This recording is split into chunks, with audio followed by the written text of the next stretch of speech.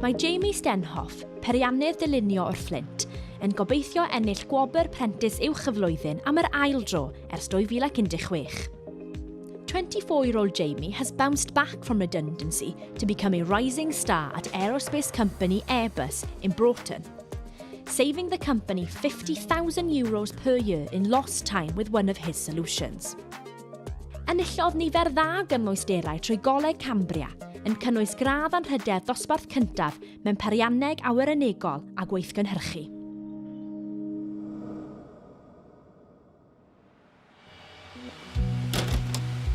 Dim ond mis ar ôl iddi gychwyn ar ei phrentisiaeth uwch mewn rheoli systemau a gweithrediadau.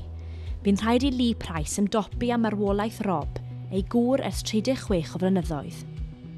Support from her colleagues, employer Powys County Council, learning provider Cambrian Training and family encouraged Lee to continue with the qualification, which she completed 9 months early.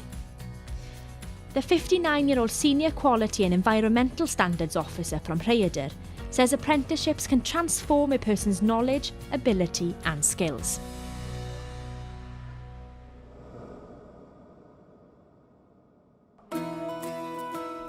Bu diagnosis o dyslexia yn gychwyn ar daith ddysgu rhyfeddol a welodd Melanie Davies yn cwblhau prentisiaeth uwch gan ddod â'i breuddwyd o fynd i'r brifysgol gam yn nes.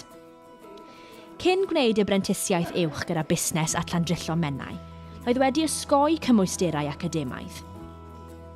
Melanie, 56, from Betws y Coed, works for Conwy County Borough Councils supporting people, many of whom have complex barriers to employment, to build their confidence and work prospects, where she has designed and delivered a successful course, Confidently You, for the clients she works with.